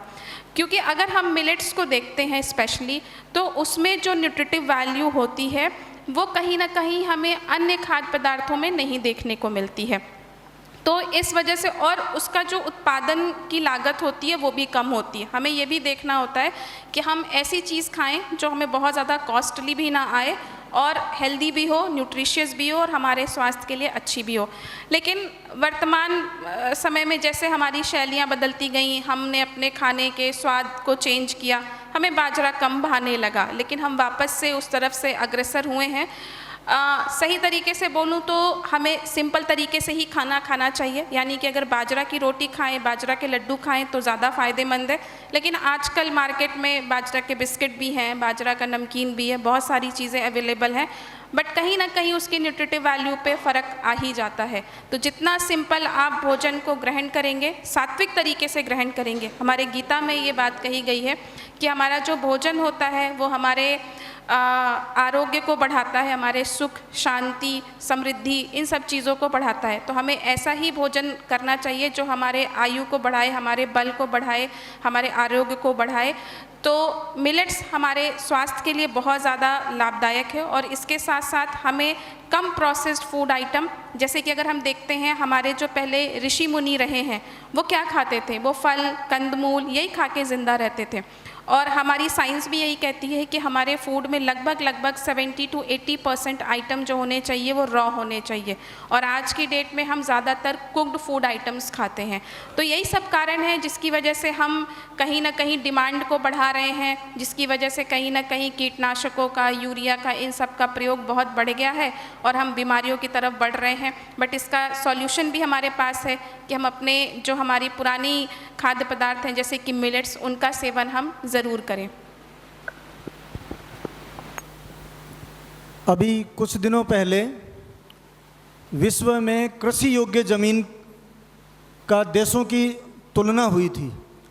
चीन अपनी कुल भूमि का 12 से 13% पर खेती करता है और भारत में ये अनुपात है वो 43% है। तो जैसा सुनिधि जी कह रही हैं कि उपभोक्ताओं को थोड़ा सा जागरूक होना पड़ेगा। अगर उपभोक्ता ऐसी वस्तुओं को खरीदने से मना कर दें जिनमें पेस्टिसाइड, इंसेक्टिसाइड बहुत ज़्यादा हैं, तो शायद उत्पादन करने वाले अपने आप उस पर लगाम लगाएं। कंक्लूजन रिमार्क के लिए कम समय में हम कौन से पेड़ लगाएं, कैसे पेड़ लगाएं? अभी भारत सरकार ने अभियान ले रखा है। दुनिया का सबसे बड़ा गैर सरकारी संगठन राष्ट्रीय स्वयंसेवक संगठन ने अपने पंच प्रण में एक महत्वपूर्ण विषय ले रखा है, पर्यावरण संरक्षण और सुरक्षा। पेड़ लगाने की बात कर रहे हैं, तो कौन से पेड़ लगाएं, वो पेड़ बचें कैसे, उनके बारे में आप कुछ बताएं। देखिए, अगर इन सारी चीज़ों को एकदम से समराइज़ करके कुछ बोला जाए तो पेड़ ही लगाना होगा हमें। पौधे, गमले वाले पौधे, वहाँ हम नहीं जा सकते, पेड़ ही होना चाहिए। जो वृक्ष होता है उसकी आयु ज़्यादा होती है, तो सभ्यता जो है, मानव सभ्यता, उसके लिए वो ज़्यादा सेवा कर पाएंगे, हमारी ज़्यादा काम में आ पाएंगे।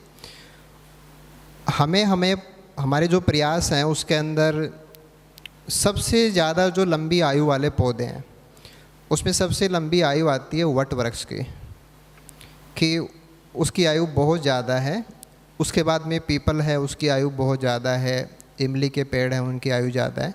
ज़्यादा आयु वाले वृक्षों को लगाना चाहिए, क्योंकि बॉटनिकल सर्वे ऑफ इंडिया, जो कि भारत सरकार की पूरी बॉटनी का एक सिंबल है, उनका जो लोगो है उसके अंदर वट वृक्ष का निशान है। वो सबसे बड़े आकार के पेड़ के नाम से पूरे भारत में प्रसिद्ध है, शिवपुर के अंदर।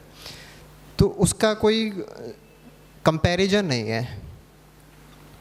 अकेले हमें हमारा नहीं सोचना है।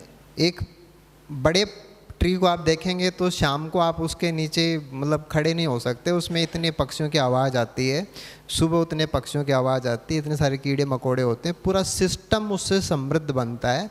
अनगिनत जो जीव हैं उनको आश्रय मिलता है, भोजन मिलता है, और उनका जो जीवन चक्र है वो पूरा होता है। तो अकेले हम हमारे लिए कुछ करेंगे ये सफल नहीं होगा। अगर हम एक समग्रता लेकर के चलेंगे, इंटीग्रिटी लेकर चलेंगे कि पूरा सिस्टम इससे एक हार्मोनी में आ जाए और एक बैलेंस की तरफ जाए और एक लॉन्ग लास्टिंग सॉल्यूशन के रूप में निकल के आए, तो हमें बड़े वृक्षों की तरफ जाना पड़ेगा। चाहे हम अनुपात में उनकी संख्या चाहे कम डेवलप कर पाएँ। हाँ, कुछ पौधे ऐसे हैं जो हमारे यहाँ बहुत आराम से लग जाते हैं, जैसे कि नीम का पेड़ है, वो हम आराम से लगा सकते हैं। तो एक अनुपातिक चीज़ के ऊपर भी हम जा सकते हैं कि कुछ ऐसे हैं जो हमें जल्दी से ग्रीनरी दे दें और कुछ ऐसे हैं जो हमें लंबे समय तक ग्रीनरी दे दें। तो ऐसा हमें एक मिक्सचर बनाना पड़ेगा। और एक ओवरऑल कोई ये डिपेंड करेगा कि सर अलग अलग एरिया में हमारी क्लाइमेटिक कंडीशन क्या है, क्योंकि हम चाहे वहाँ पे हर पौधे को नहीं लगा सकते, हर पौधा हम चाहे वैसा ग्रो भी नहीं करा सकते, हमारे एफर्ट्स अल्टीमेटली ज़ीरो हो जाएंगे। तो हमें उस चीज़ को भी सोचना पड़ेगा। तो हम एरिया वाइज जो पर्टिकुलर सिचुएशन है, उसकी सारी पर्यावरणीय दशाएं हैं, उनको जान के वहाँ के लिए सबसे अनुकूलतम जो वृक्ष हैं उनका चुनाव करें, और उनके साथ में जो झाड़ियाँ हैं, क्षूप हैं, उनका चुनाव करें, ताकि हम इसको एक समग्र विकास की तरफ ले जा सकते हैं।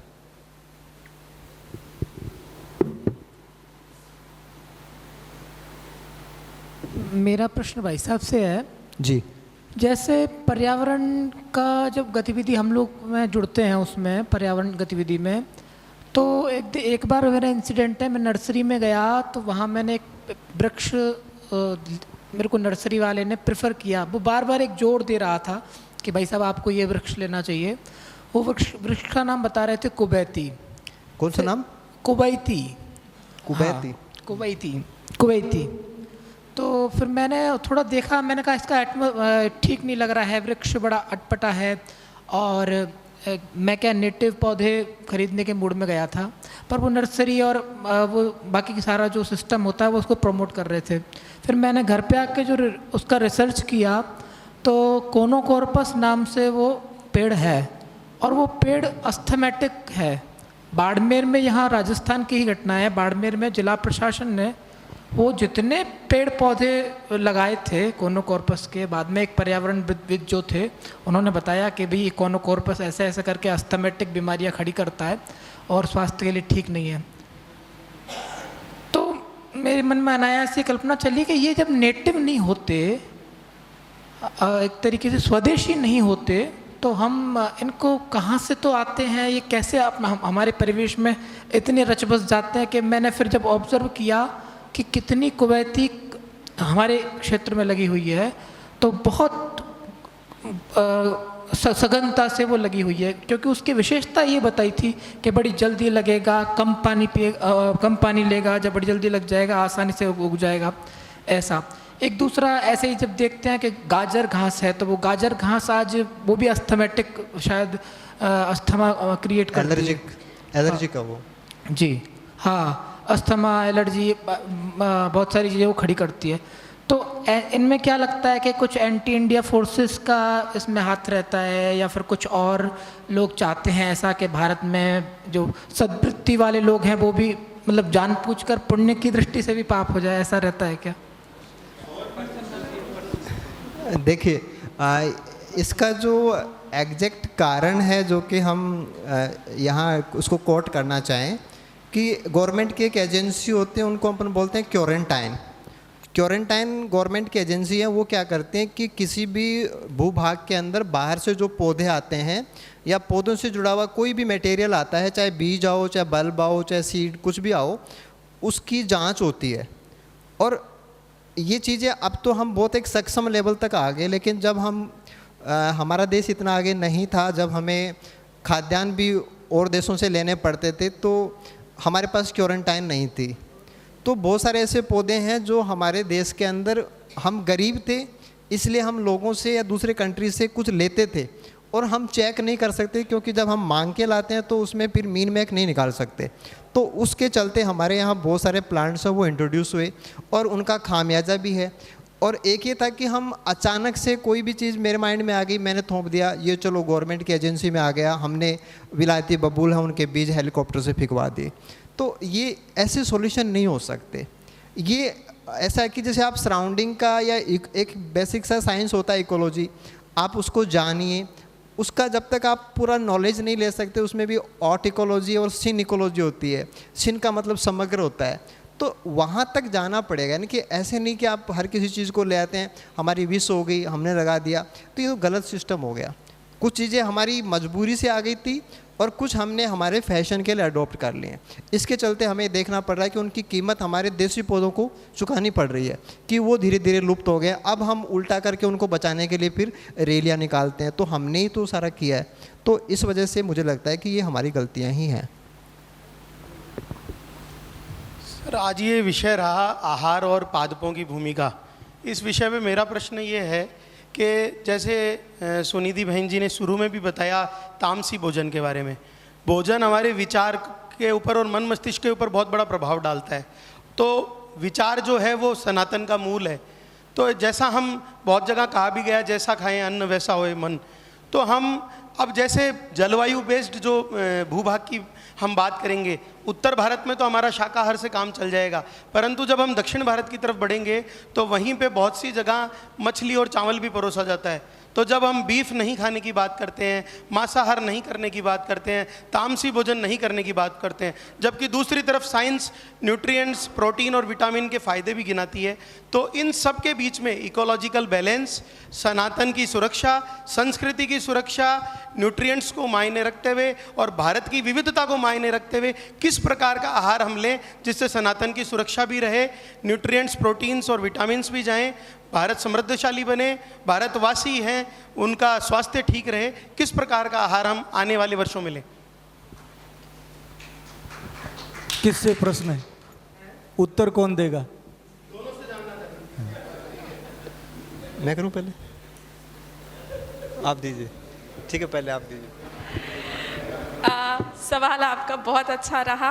तो जैसे कि आपने मेंशन किया कि अगर हम अपने सनातन धर्म को समझ रहे हैं, उनकी बात कर रहे हैं, तो मेरा इसका जवाब यही है कि पहले सनातन में जब मांस मछली नहीं थी तो क्या ये सारे लोग नहीं थे? तब भी तो ये सारे लोग थे और तब भी खाना पीना चल रहा था।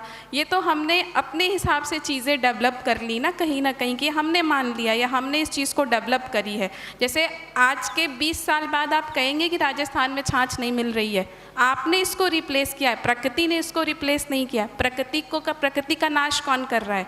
मनुष्य ही कर रहे हैं कहीं ना कहीं। तो ठीक है, चावल का उत्पादन नहीं हो रहा है, मैं मान सकती हूँ, लेकिन उसके अलावा अन्य जो भी हमारे वनस्पतिक चीज़ें होती हैं वो उनके इन्वायरमेंट के अकॉर्डिंग ज़रूर होती हैं। जैसे कि नॉर्थ ईस्ट की अगर मैं ज़िक्र करूँ तो वहाँ पे बैम्बू शूट मतलब बांस का एक प्रोडक्ट बनता है खाने का, और वो बहुत न्यूट्रिशियस होता है, बहुत हेल्दी होता है। ज़रूरत नहीं है आपको मांसाहार की तरफ जाने के लिए। तो ठीक है, हमने एक ऑप्शन ढूंढ लिया है कि हम इसको भी कंज्यूम कर सकते हैं और कहीं ना कहीं हम उस पर फोकस भी हो चुके हैं। लेकिन पहले के समय में अगर हम देखते हैं, आज से 500-600 वर्ष पहले की बात करते हैं, तब भी हमारा भारतवर्ष था, तब भी हम मनुष्य यहाँ पे अपने जीवन को व्यतीत कर रहे थे, और तब हम कहीं ना कहीं कंदमूल फल ही खा के अपना जीवन व्यतीत कर रहे थे। तो इससे तो हम अपने विचारों को कहीं ना कहीं सुगम और सरल बना के रख रहे थे और अपनी संस्कृति की रक्षा कर रहे थे।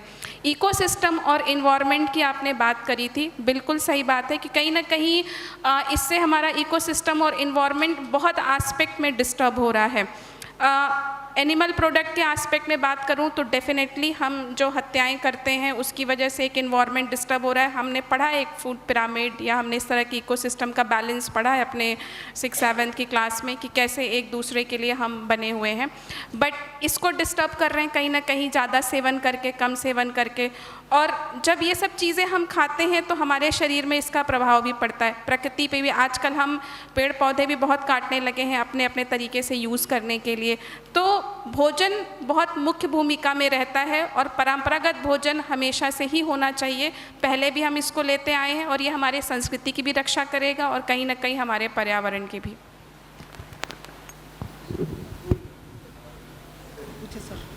मेरे लिए ठीक है। हेलो, ओके, मैं एक छोटे से एग्जांपल से इस आंसर को कोशिश कर रहा हूँ कि हमारा जो ब्रेन है इसकी छत होती है और उस छत में एक फ्लूइड होता है और उसमें लिपिड होता है, और वो लिपिड हाईली अनसैचुरेटेड होते हैं कि डबल बॉन्ड वाले होते हैं। दूसरा क्या है कि धरती के ऊपर जब आप 0 डिग्री पे होते हो, उससे जैसे हम उत्तर की तरफ चलेंगे, नॉर्थ पोल आ जाएगा, तो वहाँ गहरा ठंडा समुद्र है, उसके अंदर जो मछलियाँ रहती हैं, कॉड फिश लीवर, उससे ऑयल निकलता है और वो हमारे ब्रेन की जो ऑयल है उससे मैच करता है। तो वी हैव इस ऑप्शन कि आप उसकी तरफ जाओ कि मे आई ईट दैट। ये कोरिलेट करती है। हमारे जो कोस्टल एरिया के जितने भी साइंटिस्ट हैं, टॉप ब्रेन हैं, वो कोस्टल एरिया से हैं, फिश उससे कनेक्ट होती है। Okay, second phase is vegetarian, Sanatan mindset. क्या उसके बिना कुछ और नहीं है क्या? ऑब्वियसली और है। हमें सेम चीज़ प्लांट में मिल जाएगी। आप अलसी का यूज़ कीजिए, अलसी के अंदर सेम कंटेंट है। तो ये तो हमने चूज़ कर रखा है कि हम वो फ्रोजन फिश खाएंगे, अदरवाइज़ वो चीज़ तो हमारी अलसी के अंदर है, आप रोस्टेड करके नमक बना के खा लीजिए। तो हमें चूज़ है ना, वहाँ जाके चेक करना है। तो आई होप आपको आंसर मिला होगा। Thank you so much. समय की थोड़ी सी मर्यादा है, 4 बजे हमें ये सत्र समाप्ति करना है। एक तो ये जो फूड चेन की बात करते हैं अपन, जीवो जीवत से भोजनम में से मानव को निकाल दीजिए। जीवो जीवत से भोजनम केवल उन जीव जंतुओं के लिए है जो खेती नहीं कर सकते। हमारे पास इतना सरप्लस ग्रेन है कि अमेरिका और यूक्रेन समुद्र में डालते हैं। इंडियन सब कॉन्टिनेंट में इतना ग्रेन उत्पन्न होता है कि एशिया का पूरा पेट भर सकता है। यूरोप का यूक्रेन इतना गेहूं उत्पादन करता है, पूरे यूरोप का पेट भर सकता है। ये पाश्चात्य देशों ने एशियाई देशों की अर्थव्यवस्था को बर्बाद करने के लिए इस तरह की चीज़ें फैलाई हैं, और हमारे शास्त्रों को भी गलत ढंग से कोट किया जा सकता है। कहीं ज़रूरत नहीं है, बिना मांसाहार के आदमी का काम आराम से चल सकता है। लोग ये कहते हैं कि जो मांसाहार नहीं करता वो बढ़िया एथलीट नहीं हो सकता। जवागल श्रीनाथ और अनिल कुंबले दोनों शाकाहारी थे और दोनों अपने अपने समय में टॉप पे रहे हैं। लोग ये कहते हैं कि मछली नहीं खाएंगे तो ब्रेन काम नहीं करेगा। यहाँ बैठे और इस क्षेत्र में रहने वाले लोग बिना मछली खाने वाले लोग हैं और मारवाड़ियों के दिमाग का कोई सानी नहीं है। तो ये चीज़ें हमें समझने की ज़रूरत है। धन्यवाद।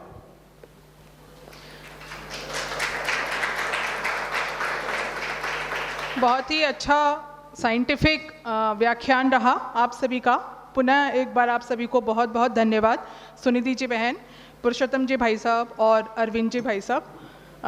एक बस आखिरी बात कहना चाहूँगी कि जैसे भाई साहब ने बहुत ही अच्छा प्रश्न उठाया, मैं भी मेडिकल फील्ड से ही हूँ, कि बैलेंस डाइट और इकोसिस्टम, साउथ के लोग नॉनवेज खाते हैं एंड ऑल, वहाँ भी कभी प्रसाद में मैंने मछली चढ़ते नहीं देखा है।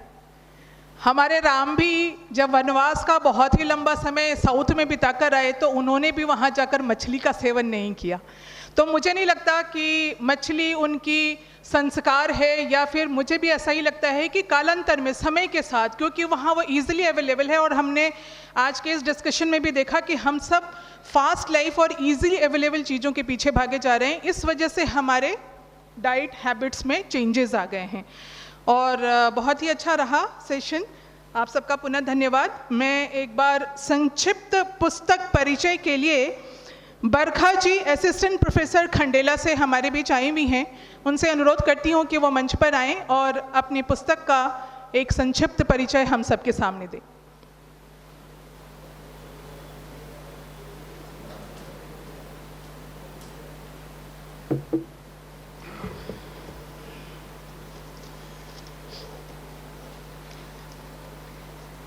मंच पर आसीन ज्ञानी और अनुभव वक्ता और समस्त श्रोतागण, आप सभी को नमस्कार।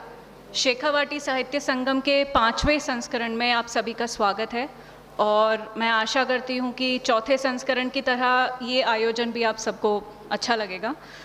सेशंस के टॉपिक वर्तमान समय के इश्यूज़ को ध्यान में रख के ही तय किए गए हैं, और इसी कड़ी में एक किताब के बारे में मैं सभी को अवगत कराना चाहूँगी। बलबीर पुंज की लिखी हुई किताब है ये, नैरेटिव का माया जाल। बलबीर पुंज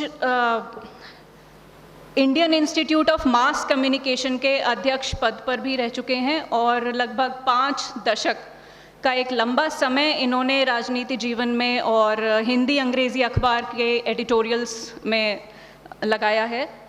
काफ़ी लंबा अनुभव इन्हें राजनीति में भी रहा है। तो नैरेटिव का मायाजाल, जैसे इस बुक का सबटाइटल है, कौन है हम, क्या है हमारी पहचान, प्रभात प्रकाशन की पब्लिश्ड बुक है ये। और ये सिर्फ एक सिंपली थियोरेटिकल बुक नहीं है जो कई नैरेटिव्स के बीच में एक और नैरेटिव सजा के खड़ा कर दे। कई एग्जाम्पल्स इन्होंने इंडिया के कॉन्टेक्स्ट में भी यूज़ किए हैं, जैसे द्रविड़ आर्यन के ज़माने से भी जो नैरेटिव चले आ रहे हैं, या अमेरिका के भी कई एग्जाम्पल्स इन्होंने यूज़ किए हैं। हमारी आज़ादी बिफोर इंडिपेंडेंस भी, और फ्रीडम स्ट्रगल के दौरान और उसके बाद भी वर्तमान समय में जो नैरेटिव प्रेवलेंट हैं उनका भी इन्होंने काफ़ी तार्किक प्रस्तुतिकरण किया है। जैसे कुछ उदाहरण मैं आप लोगों को देना चाहूँगी। दंगे, हिंदू मुस्लिम नैरेटिव, लव जिहाद, इन एग्जाम्पल्स के माध्यम से इन्होंने बताया है कि नेगेटिव नैरेटिव कैसे गढ़ा जाता है, नेगेटिव नैरेटिव गढ़ने की कला क्या है। और इसी के साथ साथ इन्होंने आज के समय में जो संघ को लेकर एक गलत धारणा, एक नेगेटिव नैरेटिव खड़ा किया गया है कि संघ सिर्फ एक राजनीतिक पार्टी बनकर रह गया है जिसका राष्ट्र निर्माण में कोई योगदान नहीं रहा है, इस गलत धारणा को भी उन्होंने कई तर्कों के साथ, कई तथ्यों के साथ गलत साबित किया है। तो जैसा कि इन्होंने अपनी पुस्तक में कुछ शब्द जो इस्तेमाल किए हैं, मैं वो कोट करना चाहूँगी कि नैरेटिव एक वैचारिक घपला है, वैचारिक घालमेल है, या एक माइंड कंट्रोलर है। नॉलेज मैनेज इस तरह से की जाए कि एक कलेक्टिव साइकी बन सके, कि एक समूह एक सोच के साथ चले, जिससे, और नैरेटिव की ताकत ये है कि वो शत्रु भी पैदा कर सकता है, मित्र भी बना सकता है, सहयोग भी पैदा कर सकता है, और अराजकता भी फैला सकता है। तो ये नैरेटिव का मायाजाल अभी हमारे बुक काउंटर्स में भी अवेलेबल है। तो जो भी आप इंटरेस्टेड हैं, बिल्कुल आप इस किताब को पढ़िए। और ये एक वर्ग विशेष के लिए नहीं है, यूनिवर्सल अपील है इसमें, क्योंकि छात्र वर्ग हो या नौकरी पेशा हो या किसी भी नौकरी से रिलेटेड कोई भी इंसान हो, कोई भी ऐसा वर्ग नहीं है जो नैरेटिव से अछूता हो। तो आप बिल्कुल हमारे बुक काउंटर्स में आइए और ज़रूर देखिए किताब। धन्यवाद।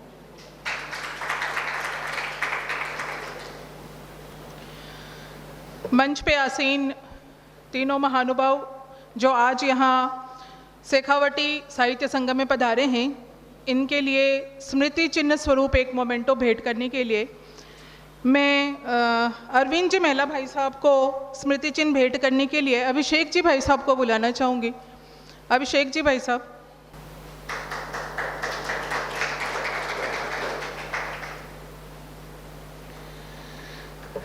सुनिधि जी को स्मृति चिन्ह भेंट करने के लिए शिव प्रसाद जी भाई साहब कृपया मंच पर आएं।